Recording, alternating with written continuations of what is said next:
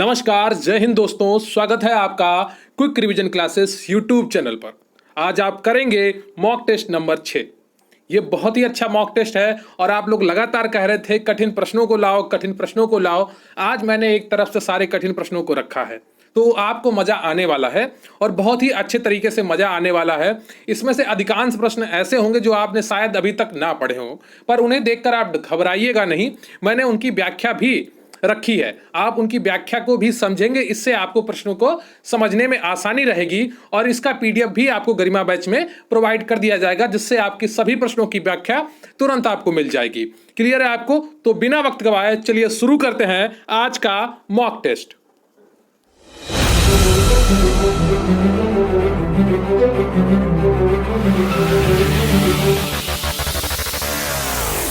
तो आप देख रहे हैं quick revision classes YouTube channel. इससे पहले कि मैं आपका मॉक टेस्ट शुरू करूं, मेरा आपसे एक छोटा सा निवेदन है कि कृपया वीडियो को लाइक कर लीजिए। अगर चैनल पर नए हैं तो प्लीज़ चैनल को सब्सक्राइब कर लीजिए। आपके कमेंट बहुत ही महत्वपूर्ण होते हैं, तो प्लीज़ कमेंट करके ज़रूर बताइएगा कि आपको वीडियो कैसा लगा। इसके अलावा जो मैं आपसे प्रश्न पूछूं उसका उत्तर भी कमेंट बॉक्स में ज़रूर लिखिएगा। और आप हमें टेलीग्राम पर भी ज्वाइन कर सकते हैं, उसका लिंक आपको डिस्क्रिप्शन बॉक्स में मिल जाएगा।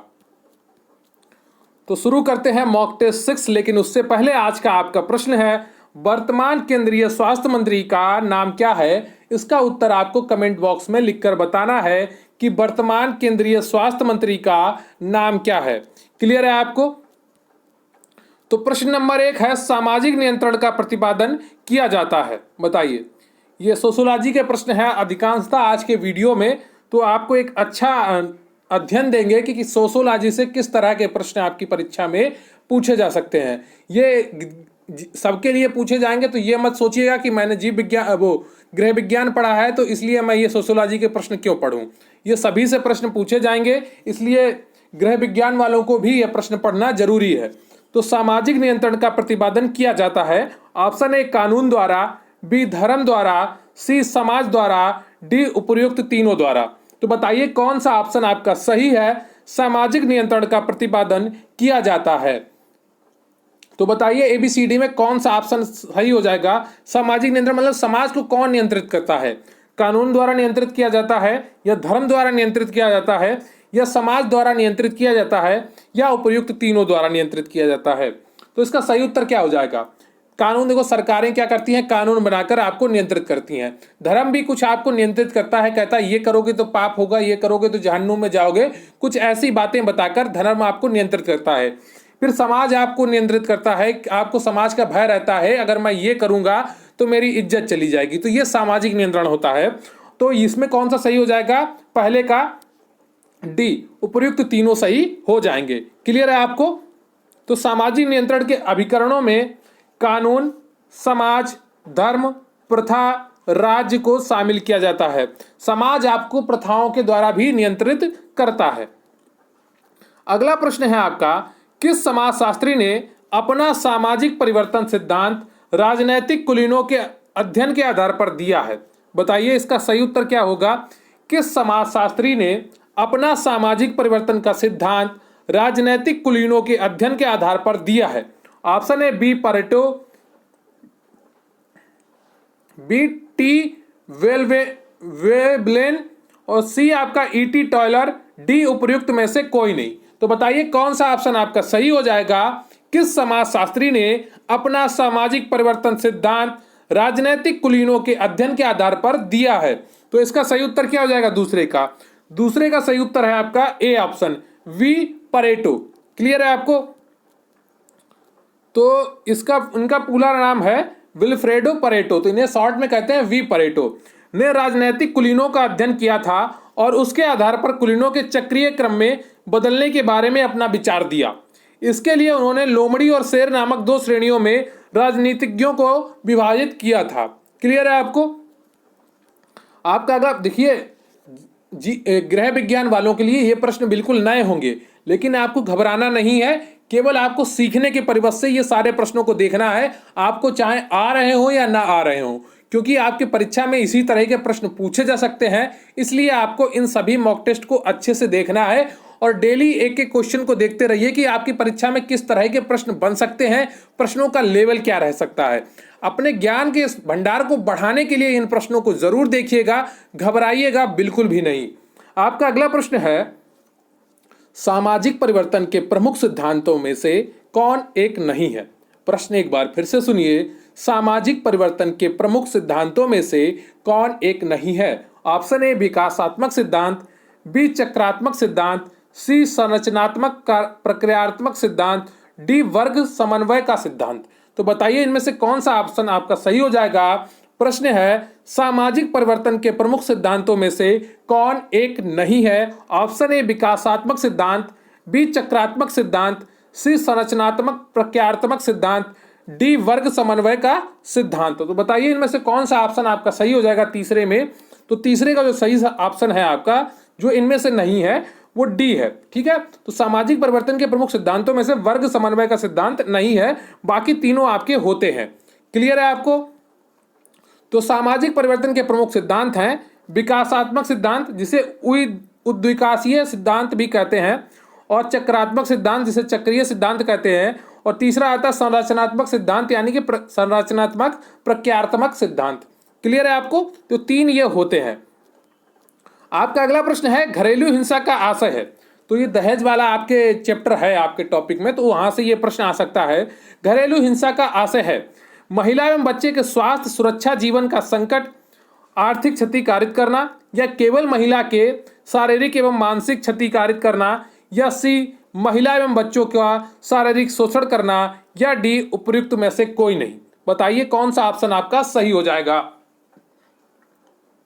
चौथे का प्रश्न है आपका, घरेलू हिंसा का आशय है, मतलब किसको आप घरेलू हिंसा से परिभाषित करेंगे।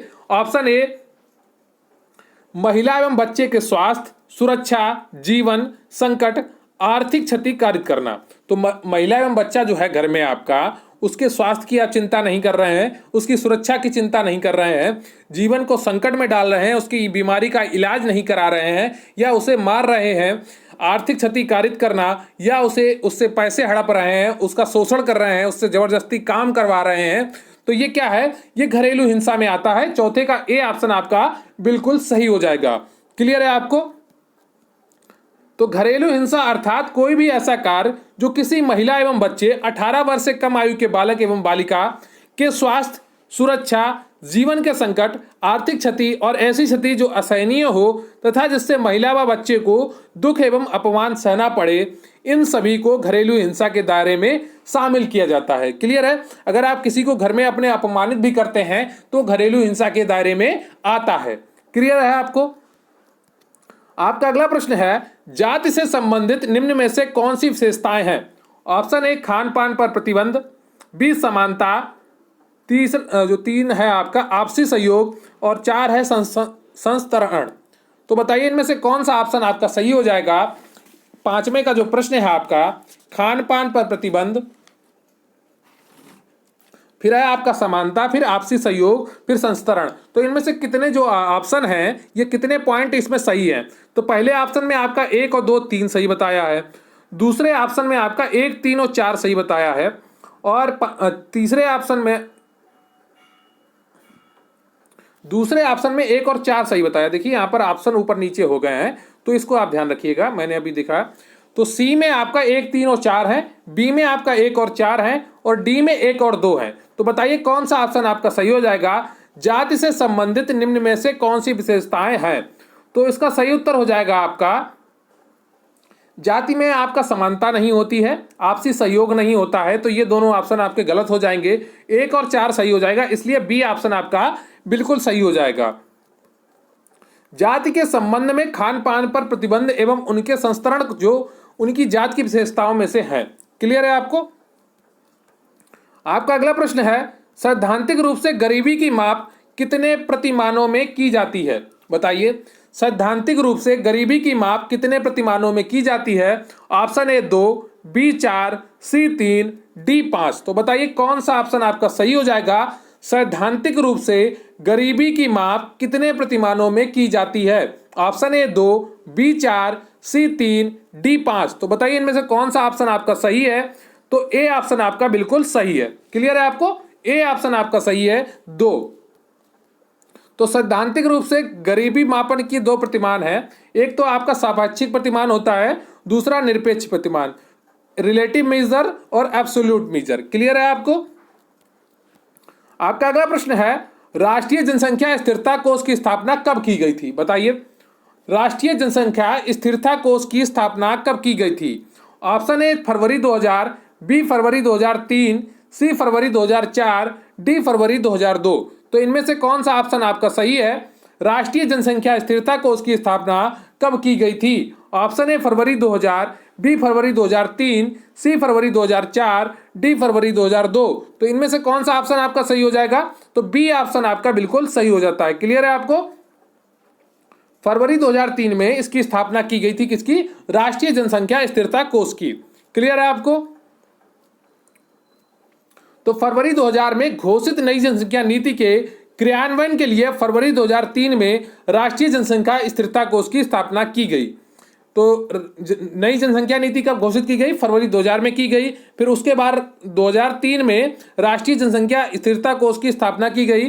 प्रधानमंत्री इसका पदेन अध्यक्ष होता है तथा केंद्रीय स्वास्थ्य एवं परिवार कल्याण मंत्री इसके उपाध्यक्ष होते हैं। तो जो आपका राष्ट्रीय जनसंख्या स्थिरता कोष होता है उसके पदेन अध्यक्ष कौन होते हैं? प्रधानमंत्री होते हैं तथा उपाध्यक्ष कौन होते हैं? केंद्रीय स्वास्थ्य एवं परिवार कल्याण मंत्री इसके उपाध्यक्ष होते हैं। क्लियर है आपको? आपका अगला प्रश्न है, वर्तमान में भारत की दशकीय जनसंख्या वृद्धि दर कितनी है? बताइए, वर्तमान में भारत की दशकीय जनसंख्या वृद्धि दर कितनी है? ऑप्शन ए 17.2%, बी 17.4%, सी 17.7% या डी 16.5%। तो बताइए इनमें से कौन सा ऑप्शन आपका सही है? वर्तमान में भारत की दशकीय जनसंख्या वृद्धि दर कितनी है? तो इसका सही उत्तर है आपका 8वें का सी ऑप्शन। क्लियर है आपको? 17.7%। क्लियर है आपको? तो वर्तमान में भारत की दशकीय जनसंख्या वृद्धि दर कितनी है? 17.7% है। आपका अगला प्रश्न है, पति द्वारा तलाकशुदा पत्नी को दिए जाने वाले अनुरक्षण भत्ते को क्या कहते हैं?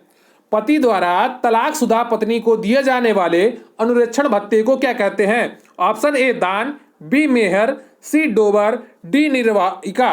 तो इनमें से कौन सा ऑप्शन आपका सही है? पति द्वारा तलाकशुदा पत्नी को दिए जाने वाले अनुरक्षण भत्ते को क्या कहते हैं? ऑप्शन ए दान, बी मेहर, सी डोबर, डी निर्वाहिका। तो इनमें से कौन सा ऑप्शन आपका सही हो जाएगा? तो जो 9वें का ऑप्शन आपका सही है वो डी है, निर्वाहिका। क्लियर है आपको? पति द्वारा तलाकशुदा पत्नी को दिए जाने वाले अनुरक्षण भत्तों को क्या कहते हैं? निर्वाहिका, मतलब निर्वाह योग्य। क्लियर है? लिवरेट विवाह क्या है? अब आपसे प्रश्न पूछा गया है, लेविरेट विवाह क्या है? लेविरेट विवाह क्या है? ऑप्शन ए दिवंगत पति के भाई के साथ विवाह, या ममेरे फुफेरे भाई बहनों के बीच विवाह, या बहन की पुत्री के साथ विवाह, या भाई की पुत्री के साथ विवाह। बताइए लेविरेट विवाह क्या है? तो इसका सही उत्तर हो जाएगा जो 10वें का है। आपके सिलेबस में विवाह भी दिया गया है तो उससे जुड़ा हुआ यह प्रश्न है। तो 10वें का जो सही ऑप्शन है वो आपका ए ऑप्शन है, दिवंगत पति के भाई के साथ विवाह। क्लियर है आपको?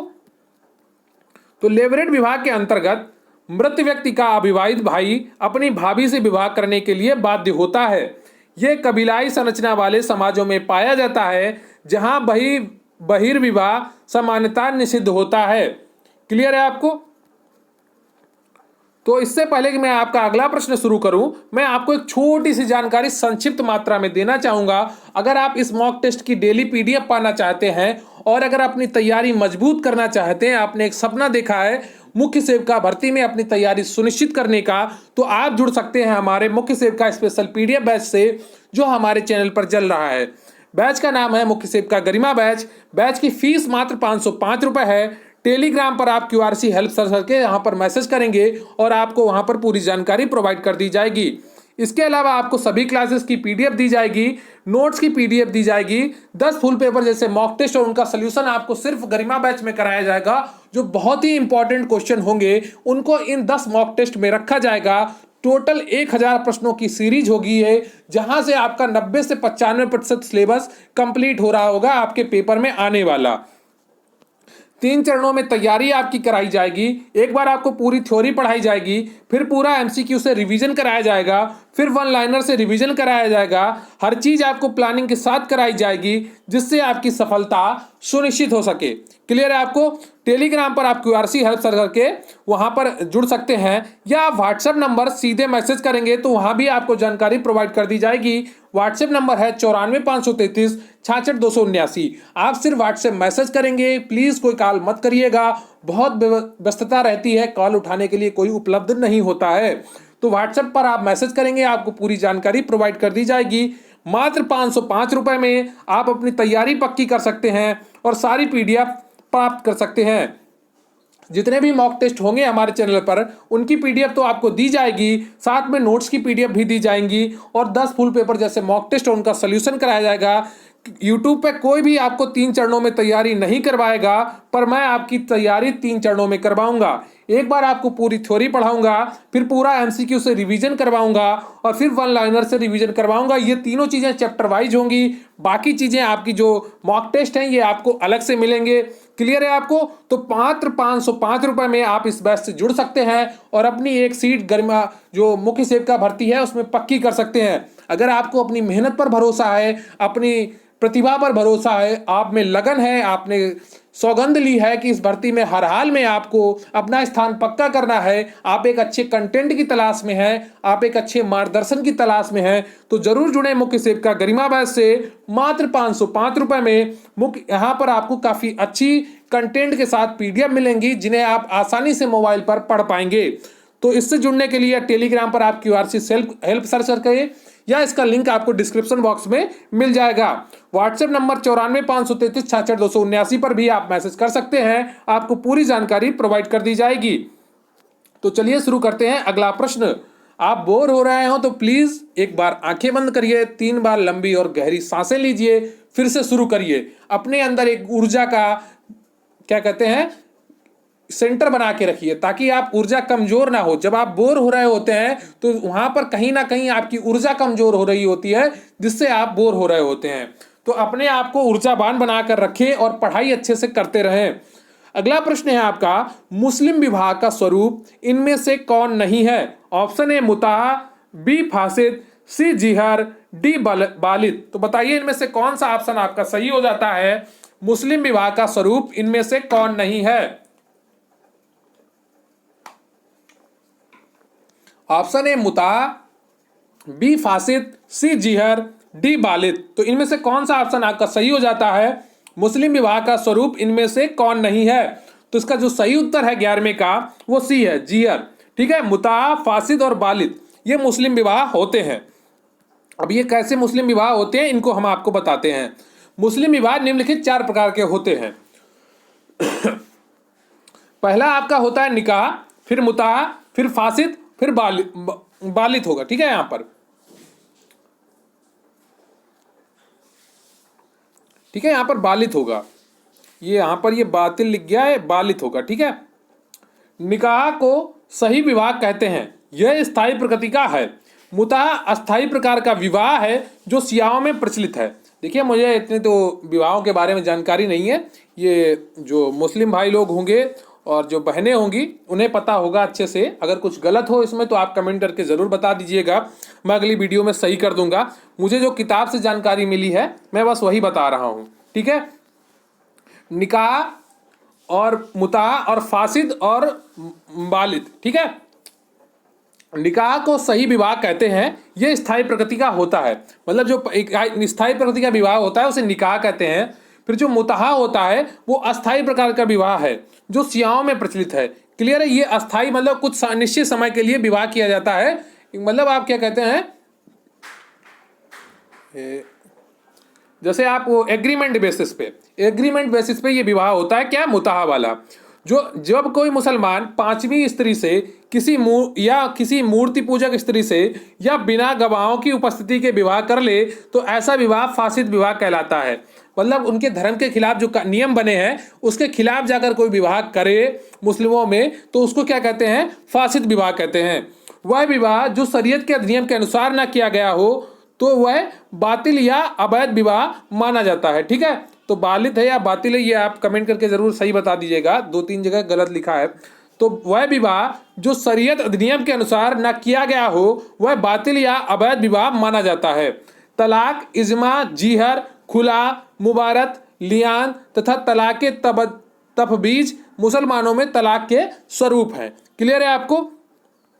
आपका अगला प्रश्न है, बहिर्विवाह का सर्वाधिक सामान्य नियम क्या है? बताइए, बहिर्विवाह का सर्वाधिक सामान्य नियम क्या है? प्रजातीय वर्जन या वर्गगत वर्जन या अगम्यागमन वर्जन या जातिगत वर्जन? तो बताइए इनमें से कौन सा ऑप्शन आपका सही है। बहिर्विवाह का सर्वाधिक सामान्य नियम है प्रजातीय वर्जन या वर्गगत वर्जन या अगम्यागमन वर्जन या जातिगत वर्जन। तो बताइए इनमें से कौन सा ऑप्शन आपका सही है 12वें का? तो 12वें का सी ऑप्शन आपका बिल्कुल सही है, अगम्यागमन वर्जन। क्लियर है आपको? तो ये क्या होता है, प्रत्येक समुदाय अपने सदस्यों पर कुछ विशेष व्यक्तियों से विवाह संबंध स्थापित करने पर प्रतिबंध लगाता है। जैसे हिंदू विवाह में सगोत्र और सपिंड विवाह बहिर्विवाह होते हैं। जैसे लगभग सभी समाजों में निकटाभिगमन यानी कि अगम्यागमन निषेध संभवतः बहिर्विवाह का सबसे अधिक महत्वपूर्ण नियम है। जैसे क्या होता है, पिता पुत्री से विवाह नहीं करेगा, माँ बेटा से विवाह नहीं करेगी, भाई बहन से विवाह नहीं करेगा, तो विश्व के किसी समाज में नहीं होते हैं। ऐसे प्राथमिक नातेदारों के बीच यौन संबंध पर प्रतिबंधों का निकटाभिगमन या अगम्यागमन निषेध कहते हैं। क्लियर है आपको? कठिन कठिन शब्दों का प्रयोग किया गया है, लेकिन बस आप पढ़ लीजिए क्योंकि आपको सिर्फ नंबर लाने हैं, यहाँ पर मास्टर नहीं बनना है सोशोलॉजी का। क्रय द्वारा किया गया हिंदू विवाह क्या कहलाता है? बताइए, क्रय द्वारा मतलब खरीद के किया गया विवाह हिंदू विवाह क्या कहलाता है? पैसाज विवाह या दैव विवाह या असुर विवाह या राक्षस विवाह? इनमें से कौन सा ऑप्शन आपका सही है? तो 13वें का जो ऑप्शन आपका सही है वो सी है। असुर विवाह जो होता है उसमें खरीद के पत्नी को से विवाह किया जाता है। क्रय द्वारा किया गया विवाह हिंदू विवाह असुर विवाह कहलाता है। इसमें वर कन्या पक्ष को कुछ वधु मूल्य देकर वधु प्राप्त करता है। ऐसे विवाह का प्रचलन संपूर्ण जनजाति भारत में है। नागा जनजाति में वधु मूल्य का प्रचलन है। क्लियर है आपको? आपका अगला प्रश्न है, यौन साम्यवाद को परिवार की उत्पत्ति का कारण कौन मानता है? बताइए, यौन साम्यवाद को परिवार की उत्पत्ति का कारण कौन मानता है? ऑप्शन है हेनरी मैन, बी बेथोवेन, सी वेस्टमार्क, डी मॉर्गन। तो मुझे लगता है आपने ये अभी तक नहीं पढ़ा होगा, इसलिए मैं इसका सीधे उत्तर बता दे रहा हूं कि यौन साम्यवाद का परिवार की उत्पत्ति का कारण कौन मानता है। इसका सही उत्तर है आपका 14वें का डी मॉर्गन। क्लियर है आपको? तो मॉर्गन यौन साम्यवाद का परिवार की उत्पत्ति का कारण मानते हैं। तो जो मॉर्गन नाम के दार्शनिक थे या सोशोलॉजी के वो थे ज्ञाता थे, वो क्या मॉर्गन थे, उन्होंने क्या कहा, यौन साम्यवाद को परिवार की उत्पत्ति का कारण माना। लुवाक, फ्रेजर तथा ब्रीफाल्ट इसके प्रमुख समर्थक हैं। इनका मानना है कि परिवार के आरंभिक काल में ना तो विवाह का अस्तित्व था और ना ही परिवार का, बल्कि पशुओं की तरह अनियमित यौन स्वतंत्रता पाई जाती थी। क्लियर है आपको? आपका अगला प्रश्न है, निम्नलिखित में से कौन सा कार्य राष्ट्रीय महिला आयोग का नहीं है? प्रश्न ध्यान से सुनिए, निम्नलिखित में से कौन सा कार्य राष्ट्रीय महिला आयोग का नहीं है? ऑप्शन ए महिलाओं से संबंधित मामलों के संबंध में आंकड़ों का संग्रहण, या दूसरा ऑप्शन है आपका महिला विकास संबंधी नीति की समीक्षा, या तीसरा ऑप्शन है आपका महिला संबंधी नीतियों एवं कानूनों की समीक्षा, या चौथा ऑप्शन है यदि सूचना दी जाती है तो महिलाओं के प्रति भेदभाव की जांच करना। तो प्रश्न है आपका, निम्नलिखित में से कौन सा कार्य राष्ट्रीय महिला आयोग का नहीं है? तो बताइए ABCD में कौन सा ऑप्शन आपका सही हो जाएगा? तो 15वें का जो ऑप्शन आपका सही है वो ए ऑप्शन है। क्लियर है? महिलाओं से संबंधित मामलों के संबंध में आंकड़ों का संग्रहण। तो महिलाओं से संबंधित मामलों के संबंध में आंकड़ों का संग्रहण राष्ट्रीय महिला आयोग का कार्य नहीं है। राष्ट्रीय महिला आयोग का गठन 1992 में महिलाओं पर हो रहे अत्याचार से लड़ने के लिए किया गया था। क्लियर है आपको? महिलाओं पर हो रहे अत्याचार से लड़ने के लिए क्या किया गया था? राष्ट्रीय महिला आयोग का गठन 1992 में। आपका अगला प्रश्न है, स्त्रियों तथा कन्याओं का अनैतिक व्यापार निरोधक अधिनियम कब पारित हुआ? प्रश्न फिर से सुनिए, स्त्रियों तथा कन्याओं का अनैतिक व्यापार निरोधक अधिनियम कब पारित हुआ? ऑप्शन है आपके 1955 ईस्वी में, बी 1956 ईस्वी में, सी 1958 ईस्वी में, डी 1961 ईस्वी में। बताइए कौन सा ऑप्शन आपका सही है। स्त्रियों तथा कन्याओं का अनैतिक व्यापार निरोधक अधिनियम कब पारित हुआ? तो 16वें का जो ऑप्शन आपका सही है वो इसमें कौन सा है? बी ऑप्शन, 1956 में पारित हुआ था। क्लियर है आपको? तो वेश्यावृत्ति को रोकने के लिए स्त्रियों तथा कन्याओं का अनैतिक व्यापार निरोधक अधिनियम 1956 में पारित किया गया। विज्ञापनों में महिलाओं के भद्दे और भौड़े प्रदर्शनों पर रोक लगाने के लिए महिलाओं का अश्लील चित्रण अधिनियम 1986 बनाया गया, जिसमें दोषी व्यक्तियों को 2000 रुपये जुर्माना एवं 2 वर्ष तक के कारावास का दंड देने का प्रावधान किया गया है। राष्ट्रीय महिला, ये 2000 रुपये का जुर्माना 1986 में सही था। इस टाइम ये कम से कम 2 लाख रुपए होना चाहिए मिनिमम। इतना कम जुर्माना, मतलब किसी के जीवन के साथ आप खिलवाड़ करेंगे, किसी के सम्मान के साथ आप खिलवाड़ करेंगे, किसी का अश्लील चित्रण करेंगे और उसके बाद सिर्फ मात्र 2000 रुपये जुर्माना। कितना अन्याय है ये। तो इसको तो बदलना चाहिए। और 2 वर्ष की सज़ा क्या होती है? कम से कम 5 वर्ष की सज़ा होनी चाहिए। कठोरता तो इतनी होनी ही चाहिए। मतलब जिस देश में महिलाओं का सम्मान नहीं होगा उस देश का कल्याण कैसे होगा? महिलाएं रीढ़ की हड्डी होती हैं, परिवार की, समाज की, देश की। तो सम्मान होना बहुत ही जरूरी है। 1986 बनाया गया, जिसमें दोषी व्यक्तियों को 2000 रुपये जुर्माना एवं 2 वर्ष तक के कारावास का दंड देने का प्रावधान किया गया है। राष्ट्रीय महिला आयोग का गठन जनवरी 1992 में किया गया और 1975 में अंतर्राष्ट्रीय महिला वर्ष मनाया गया। ये दोनों पॉइंट आपको लिए बहुत ही मोस्ट इंपॉर्टेंट है, इनको आप याद रखिए। 1975 में अंतर्राष्ट्रीय महिला वर्ष मनाया गया। आपका अगला प्रश्न है, भारत ने किस वर्ष में जनसंख्या की समस्या को पहचाना तथा परिवार नियोजन के लिए सरकारी राष्ट्रीय कार्यक्रम अपनाया? प्रश्न एक बार फिर से सुनिए। भारत ने किस वर्ष में जनसंख्या की समस्या को पहचाना तथा परिवार नियोजन के लिए सरकारी राष्ट्रीय कार्यक्रम अपनाया? Option A 1950, B 1952, C 1955, D 1975। तो बताइए इनमें से कौन सा ऑप्शन आपका सही है। भारत ने किस वर्ष में जनसंख्या की समस्या को पहचाना तथा परिवार नियोजन के लिए सरकारी राष्ट्रीय कार्यक्रम को अपनाया? ऑप्शन है आपके ए, बी, सी, डी। इनमें से कौन सा ऑप्शन आपका सही हो जाएगा? उम्मीद करता हूं कि आप ये सही उत्तर बताएंगे। 7वें का जो ऑप्शन सही है वो बी, 1952 में। क्लियर है आपको? तो भारत विश्व का पहला देश है जिसने सर्वप्रथम राष्ट्रीय स्तर पर अपने जनसंख्या नियंत्रण कार्यक्रम वर्ष 1952 में प्रारंभ किया। भारत ने सर्वप्रथम वर्ष 1951 में जनसंख्या नीति की घोषणा की थी। तो मैंने ये चीज आपको पढ़ाई है कि भारत ने सबसे पहली जनसंख्या नीति 1951 में अपनाई थी। क्लियर है आपको? आपका अगला प्रश्न है, लिंगानुपात विषमता से निर्धारित महिला भूमिका से किसका संबंध नहीं है? प्रश्न एक बार फिर से समझिए। लिंगानुपात विषमता से निर्धारित महिला भूमिका से किसका संबंध नहीं है? ऑप्शन ए अध्यापन, भोजन पकाना, घर की सफाई करना, स्वेटर की बुनाई करना। बताइए इनमें से कौन सा ऑप्शन है। तो जो अध्यापन है वो इसका सही उत्तर है, क्योंकि ये लिंगानुपात विषमता से नहीं जुड़ता है। क्लियर है आपको? बाकी चीजें लिंगानुपात विषमता से जुड़ती हैं।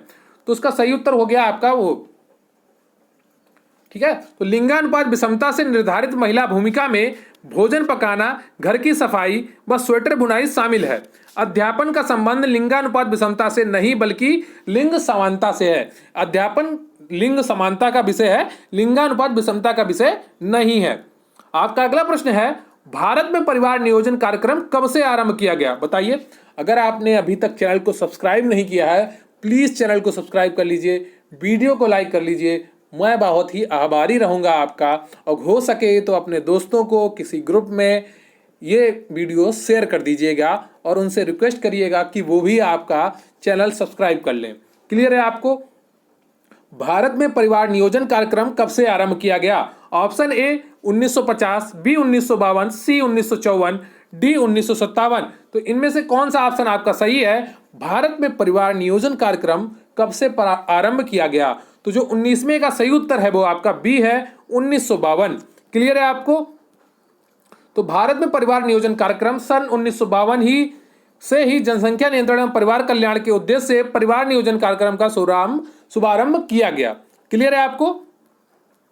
जब 1952 से तैयारी कर रहे थे जनसंख्या नियंत्रण करने की, तब हम लोग इतने ज्यादा बढ़ गए हैं। आपका अगला प्रश्न है, राष्ट्रीय महिला आयोग का गठन किस वर्ष हुआ? ऑप्शन ए 1988 में, बी 1992 में, सी 1993 में, डी 1995 में। ये भी मैं अभी आपको ऊपर बता चुका हूं, तो उम्मीद करता हूं इसका उत्तर आपको पता होगा। राष्ट्रीय महिला आयोग का गठन किस वर्ष हुआ?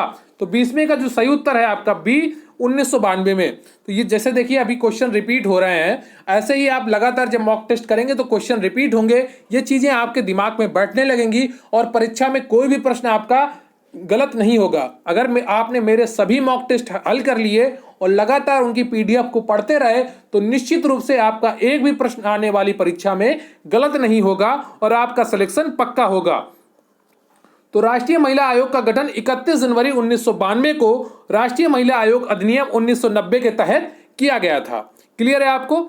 आपका अगला प्रश्न है, आर्थिक असमानताओं के विनाश के बिना नारीवाद लक्ष्यों को महसूस नहीं किया जा सकता, यह विचार किसका है? बताइए। आर्थिक असमानताओं के विनाश के बिना मतलब उनका कहना है कि जो पुरुषों और स्त्रियों के बीच आर्थिक असमानता है, मतलब पुरुष के पास अधिक आर्थिक साधन है, महिलाओं के पास कम आर्थिक साधन है, तो उसको अगर खत्म नहीं किया गया, उसका विनाश नहीं किया गया, तो नारीवादी लक्ष्यों का महसूस नहीं किया जा सकता। मतलब नारीवाद के जो लक्ष्य हैं उसे हम महसूस नहीं कर सकते। ऑप्शन ए उदार नारीवाद का, बी समाजवादी नारीवाद का, सी कट्टरपंथी नारीवाद का, या डी उत्तर आधुनिकतावाद का। तो इनमें से कौन सा ऑप्शन आपका सही है 21 का? तो 21 का बी सही है, समाजवादी नारीवाद का।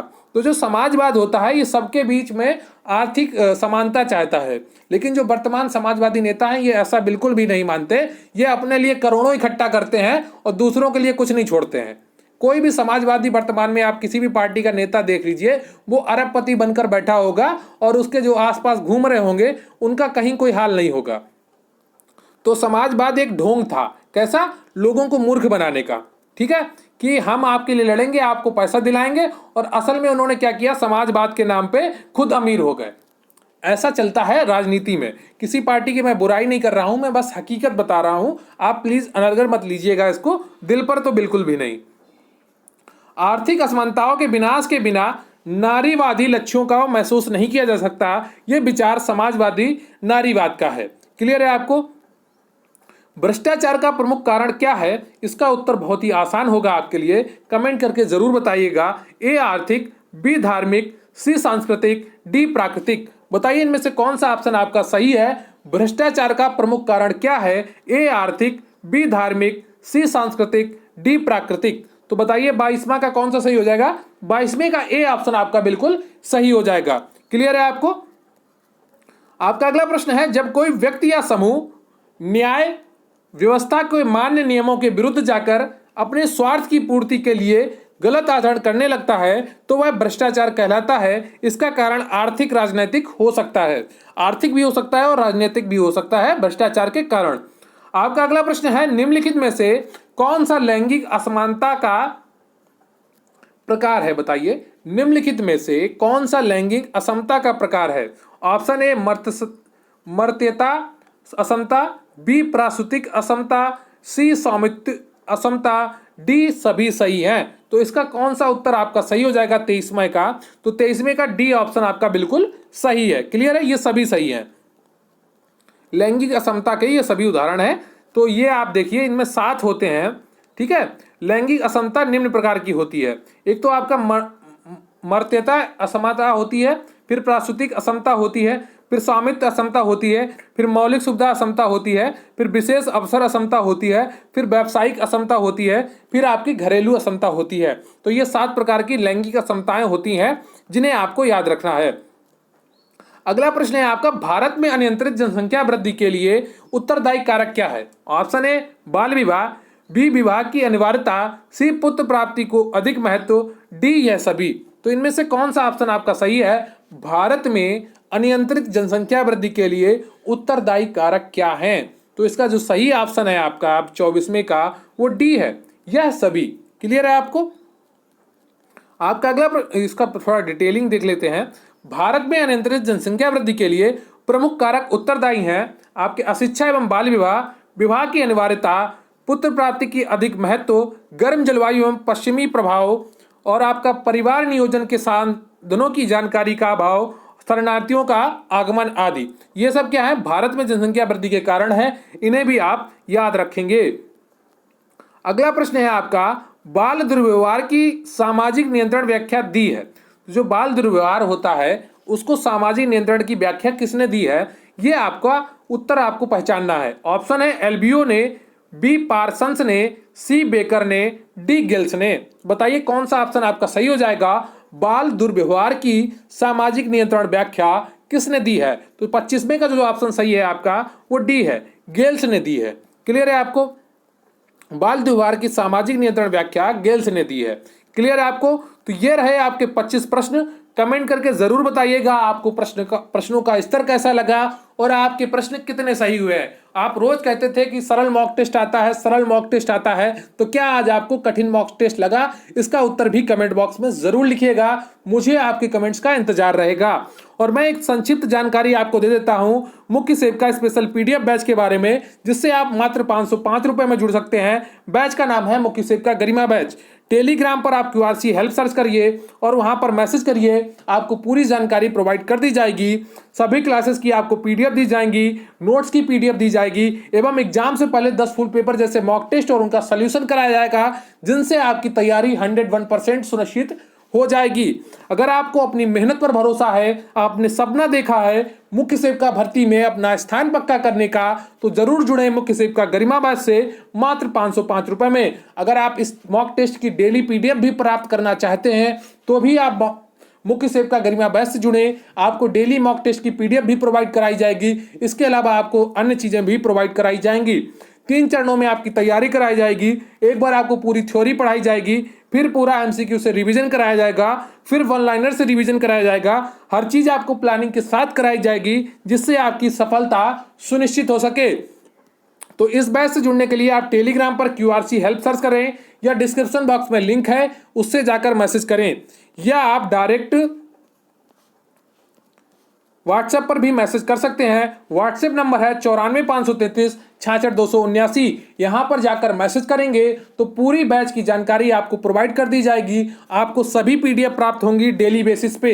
एक साथ मैं आपको पीडीएफ नहीं दूंगा, क्योंकि मुझे पता है एक साथ कोई नहीं पढ़ पाता, एक साथ पूरा खाना कोई नहीं खा पाता है। तो थोड़ा थोड़ा करके लीजिए, आपका भी फायदा होगा और आपकी तैयारी में भी एक मजबूती प्राप्त होगी।